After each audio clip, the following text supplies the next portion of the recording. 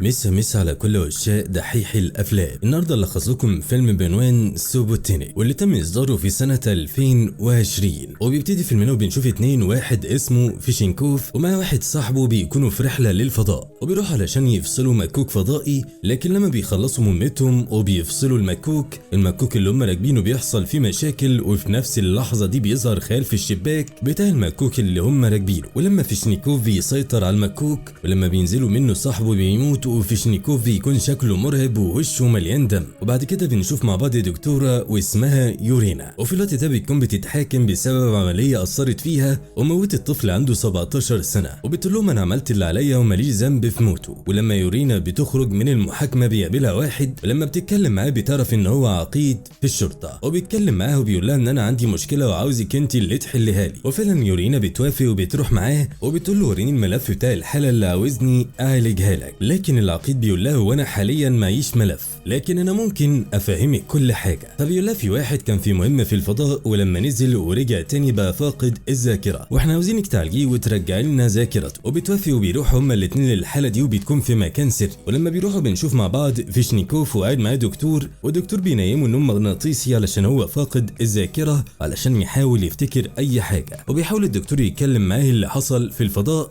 لكن فيشنيكوف ما بيكونش فاكر اي حاجه برضه. والدكتور بيتضايق جدا وبيقول له انت لازم تساعدني اكتر من كده لان احنا كده مش هنوصل لحاجه، وبيسيبه وبيمشي. وبيكونوا قاعدين فيشنكوف في مكان لوحده، والمكان ده ما بيقدرش يشوف اي حد من ورا الازاز. ولما الدكتور بينزل لهم بيقول لهم ان ما حصلش اي جديد، وكالعاده فيشنكوف مش فاكر اي حاجه. وفيشنكوف بيكون متضايق وبيفضل يقول لهم خرجوني من هنا، انتوا حابسيني ليه؟ انا عملت ايه؟ لحد ما الدكتوره بتروح وبتدخل له وبتفضل تتكلم معاه وبتساله اسئله علشان يفتكر، لكن هو بيقول لها انا مش فاكر اي حاجه. وبيوريها اللعبه الصغيره وبيقول لها انا بحب اللعبه دي قوي وبفضل العب بيها كتير علشان بتفكرني بابني. وبتفضل تحاول الدكتوره معاه علشان يفتكر اي حاجه، لكن مفيش فايده معاه وبيسيبه وبتمشي. ولما بتروح للعقيد بتقول له ان هو عنده صدمه بسبب اللي حصل له ومش قادر يفتكر اي حاجه، وبتقول له ان الموضوع ده مش تخصصي، وبتروح تنام في اوضه علشان تاني يوم تمشي. لكن بعد شويه العقيد بيروح لها وبيتكلم معاها وبيقول لها تعالي معايا، وبيقول لها كمان الموضوع مش فقدان ذاكره وبس، وبيقول لها انا هعرفك كل حاجه. وبتقول للدكتور انا مش فاهمه اي حاجه من اللي انت بتقوله. فبيقول لها مش لازم تفهمي، وبيقول لها استنى انا اوريكي كل حاجه بعيني. بنشوف مع بعض فيشنكوف وهو نايم في مكان ضلمه، وفي نفس الوقت ده بيجي له تشنجات وبيقع على الارض وبيفضل يرجع دم. والمفاجاه هنا بيطلع الكائن شكله مقرف وغريب قوي من بقه، وبيقول لها العقيد بس يا ستي هي دي المشكله الحقيقيه اللي احنا عاوزينك تعالجيها. بتروح الدكتور عند الكائن ده وبتقرب منه علشان تشوف ايه ده، ولما بتلمس الازاز الكائن ده بيعمل حاجه غريبه فبتتخض وبتقع على الارض وما بتكونش ولا فاهمه ولا مصدقه اللي هي شايفاه. وفي نفس اللحظه دي بيروح لها العقيد وبيقول لها احنا ودينا 2 الفضاء بينهم فيشنكوف وواحد كمان ومات ورجع فيشنكوف وهو مش فاكر اي حاجه. وبيقول لها كل اللي احنا عاوزينه منك انك تشيل لنا الكائن الغريب ده من جسم فيشنكوف. وبيقول لها ان الكائن ده وفيشنكوف بقوا شخص واحد، ولما بيكون في جسم فيشنكوف بيصغر جدا وبيكون طوله 30 سم تقريبا،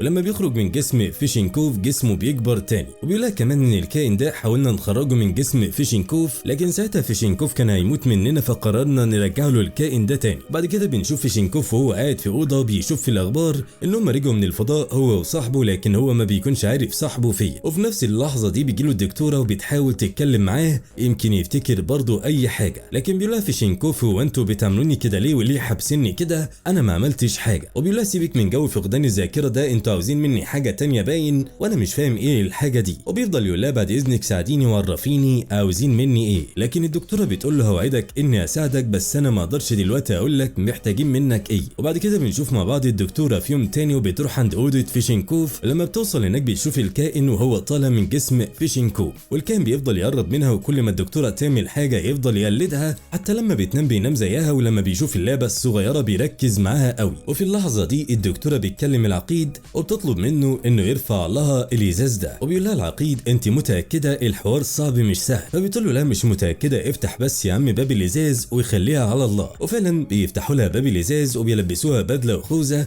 علشان الكائن لو هجم عليها. فبتخش الدكتوره ومعاها اللعبه وبتكون حست ان الكائن حب اللعبه دي، وفعلا لما بتحطها في الارض بيقعد يلعب معاها وبيحضنها. وبتفضل الدكتوره ماشيه من غير صوت وبتحاول تقرب من الكائن علشان تلمسه، لكن لما بتلمسه بيتحرك من مكانه، هي بتتخض وبتقع على الارض. ولما بتقع على الارض بتعمل صوت جامد وهو بيهجم عليها بيشدها من رجليها وبيعضها. وفي نفس الوقت ده العقيد وبقيه الفريق بينوروا النور، وبنعرف في الوقت ده ان الكائن ده ما بيستحملش النور خالص، وبيروح يجيبوا الدكتوره من عند الكائن وبيقفلوا عليه الازاز تاني. فبيروح العقيد وبيتكلم مع الدكتوره وبيقول لها سلامتك وان انت شاطره وشجاعه، وبيشكرها علشان حاولت. والدكتوره بتقول له الشكر لله يا اخويا، وبتقول له انا فعلا اكتشفت حاجه وتاكدت منها ان فعلا الكائن وفيشنكوف شخص واحد، لان لما قعدت مع فيشنكوف اول مره قال لي انه بيحب اللعبه دي قوي علشان بتفكروا بابنه، ولما الكائن شاف اللعبه كان بيحبها هو كمان وفضل يلعب معاها، وبكده هما الاتنين فعلا واحد. وبعد كده بتروح للدكتور وبتقول له انا عاوزاك توريني الفيديو اللي الكاميرا صورته لما انا كنت عند الكائن. فبيوريها الفيديو، لكن لما اتفرجت حست بحاجات غريبه وانهم قاصين حاجات كتيره جدا من الفيديو. فبتقول له هو انتوا قاصين حاجات ليه؟ فبيقول لها خليكي في حالك ومالكيش دعوه. فبتقول له ازاي يعني ماليش دعوه؟ انا عاوز اعرف انتوا قاصين ليه من الفيديو وانتوا عاوزين ايه، مش فاهم. وبيقول لها الدكتور مش انت عاوزه تعرفي عيني ليكي، انا هعرفك كل حاجه. بعد كده بنرجع لفيشنكوف وهم بيدوا له منوم. بعد كده بياخدوا الدكتوره علشان تشوف بعينها كل حاجه وايه اللي بيحصل لفيشنكوف بالليل. وبنشوف فيشنكوف وهو في اوضته نايم، وبيدوا للدكتوره منظار ليلي علشان تشوف كل حاجه علشان الدنيا هتضلم في المكان. وبعدين بنشوف مع بعض واحد مسجون وبيجيبوه، بعد كده بيدخلوه جوه قفص حديد، والدكتوره لما بتشوف المسجون ده بتستغرب جدا ومش فاهمه هو هنا بيعمل ايه. بعد كده بيطفوا النور بتاع المكان، والدكتوره بتطلع المنظار وبتشوف الكائن وهو طالع من فيشنكوف، وبيفضل ماشي في المكان لحد ما بيوصل للمسجون وبينط عليه وبياكله وبيشيل راسه من جسمه. اول ما بتشوف كده ما بتستحملش خالص وبتستغرب جدا وبتفضل ترجع،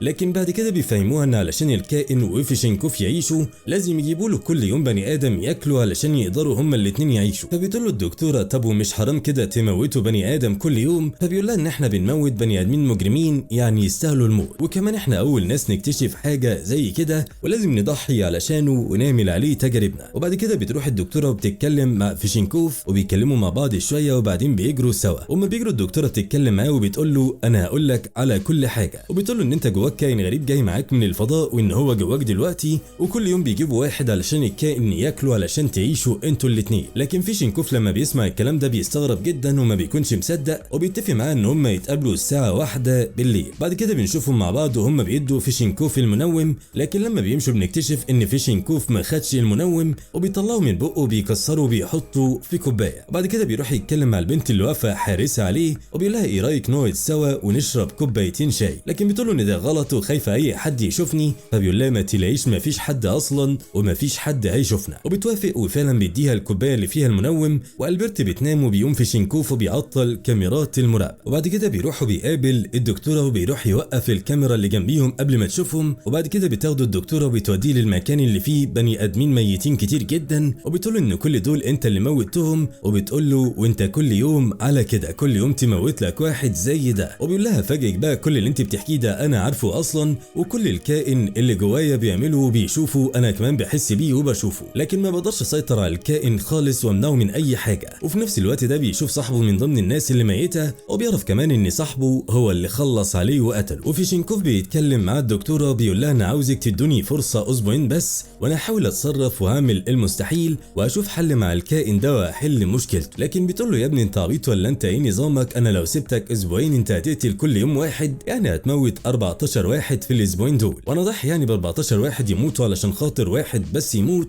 ازاي يعني؟ ما ينفعش. وبالله انا قلت لك اللي عندي ولازم ده يحصل، انا ماليش ذنب ان انا اموت، انا كمان ما عملتش اي حاجه. لما الدكتوره بتحاول تمشي وتسيبه بيمنعها وبيقول لها انا قلت لك على اللي عندي، ما تحاوليش تموتيني علشان انا ماليش ذنب اني اموت. وبعدين بنشوف مع بعض طفل صغير وزي القمر، والطفل ده هو فيشنكوف، وفيشنكوف مش معترف بيه بس متاكد ان هو ابنه، وابن فيشنكوف عايش في ملجأ. بعد كده بنشوف مع بعض الدكتوره بتروح تقابل العقيد وبيقول لها العقيد مش احنا فاهمناكي كل حاجه، واحنا غصب عننا لازم نجيب له واحد كل يوم ياكله علشان فيشنكوف والكائن اللي جواه يعيشوا. لكن الدكتوره بتكون معترضه وبتقول له رجالتك قالوا لي كده فعلا، بس الكلام ده حرام وما يرضيش ربنا، ازاي يعني تموتوا كل يوم بني ادم علشان بني ادم واحد بس يعيش؟ فبيقول لها العقيد ان البني ادمين دول ولاد كلب وان هم مجرمين، وفي منهم اللي مسجون مدى الحياه وفي منهم اللي محكوم عليه بالاعدام، يعني هم كده كده مش من حقهم يعيشوا. وبعد كده بتروح الدكتوره عند القفص الحديد وبتشوفهم وهم جايبين بني ادم علشان الكائن اللي جوه فيشنكوف يطلع وياكله. لكن الدكتوره بتتعصب جدا وما بتكونش مستحمله تشوف الكائن وهو بيموت البني ادم، فبتخش للكائن وبتقف قدامه. وفعلا لما الكائن بيشوفها ما بيعملهاش اي حاجه وما بيهجمش عليها، وكل اللي موجودين بيستغربوا جدا ومحدش بيصدق خالص. والمسجون في نفس اللحظة دي ما بيصدق وبيحاول يخلع ويهرب من القفص، لكن بيعمل صوت والكائن ما بيحبش اي صوت وبيروح وبيهجم عليه وبياكله من راسه. وبيروح العقيد وبيتكلم مع الدكتوره وبيقول لها يا بنت اللعيبه انت ازاي قويه وشجاعه كده، وانت ازاي وقفتي قدامه كده وما بيكونش مصدق نفسه خالص. وبعد كده بتروح الدكتوره وبتتكلم مع الدكتور وبتقول له كل اللي بيحصل ده حرام وما ينفعش اسكت عليه خالص، وبتقول له انت لازم تساعدني ونعمل اي حاجه ننقذ بيها الناس اللي بتموت دي. وبتطلب من الدكتور ان هو يهربها من المكان ده هي وفيشنكوف. والدكتور فعلا بيديها حقنه مخدره، والدكتوره بتاخد حقنه المخدر وبتروح تحقن العسكري اللي واقف عند فيشنكوف وفعلا بيغمى عليه. بعد كده بتروح الدكتوره وبتخش الاوضه بتاعه فيشنكوف وبتتكلم معاه وبتقول له انت لازم تيجي معايا دلوقتي ونهرب انا وانت من هنا، وانت اكيد مش هيرضيك انك تموت كل يوم واحد شكل كده وحرام عليك، وانا عندي الحل اللي هخرج لك بيه الكائن اللي جواك ده، بس انت لازم تيجي معايا. وفعلا فيشنكوف بيقول لها انت عندك حق في كل حاجه، وفعلا حرام وبيوافق ان هو يروح معاها. وبعد كده الدكتوره بتاخد فيشنكوف وبيروحوا للدكتور، والدكتوره بتقول له انت لازم تيجي معانا علشان العقيد لو عرف ان احنا هربنا انت هتروح في داهيه ومش هيرحموه. لكن الدكتور قال لها روحوا انتوا بس وما تلاقيش من حاجه نعرف اتصرف. وبيروح الدكتور الاوضه بتاعته وبيحط حاجات ورا الباب علشان ما حدش يقدر يخش عليه، وفي نفس الوقت ده الدكتور بيتصل بالشرطه وبيعرفهم كل حاجه. والعقيد لما بيشوف كل الكلام ده في كاميرات المراقبه بيتعصب جدا وبيتضايق وبيتعصب وبيقرر ان هو ينتقم منه. وبعدين بنرجع للدكتور تاني وهو بيكلم الشرطه بيعرفهم كل حاجه. في نفس الوقت ده بيخش عليه العقيد وبيقول له انت اوحش بني ادم شفته في حياتي، وانت خاين واللي زيك ما يستحقش انه يعيش. وبيطلع السلاح بتاعه بيضرب بيه الدكتور وبيموته وبيخلص عليه. وبنرجع مع بعض لفيشنكوف والدكتوره والحراس بتوع العقيد بيوصلوا ليهم وعددهم كبير جدا ومرعوبين منهم وبيستخبوا منهم. في نفس الوقت ده فيشنكوف بيطلب من الدكتوره انها تديله حقنه المنوم، وفعلا بياخد فيشنكوف الحقنه علشان ينام. ولما فيشنكوف بياخد الحقنه وبينام عينيه بتتحول وبيبقى شكلها مرعب، وبيخرج الكام من بقه. ولما الكام بيخرج بيموت كل حراس العقيد وما بيسيبش حد فيهم سليم خالص، وبيفضلوا يضربوا على الكائن نار لكن بيكون قوي جدا وما بيقدروش عليه. في نفس اللحظه دي الدكتوره بتستغل الموقف وبتاخد فيشنكوف وهو نايم وبتحطه في العربيه وبتركب علشان تهرب، وفعلا بيكسر الباب وبيفضلوا يضربوا عليها النار لكن بتقدر تهرب منه. وبنرجع مع بعض للعقيد وبيروح يشوف الوحش وما بيكونش عايز يموته خالص، وبيشوف الحراس بتوعه كلهم وهم ميتين، لكن الكائن اول ما بيشوفه بيهجم عليه وبينط عليه. وبعد كده بنرجع مع بعض لفيشنكوف وهو في العربيه مع الدكتوره، وفعلا بتفصل فيشنكوف عن الوحش، لكن فيشنكوف بيكون تعبان جدا وقرب يموت لما الكائن خرج منه. ومن كتر ما هو تعبان الدكتوره في نفس اللحظه دي بتعرف ان هو بيموت وان حالته من غير الوحش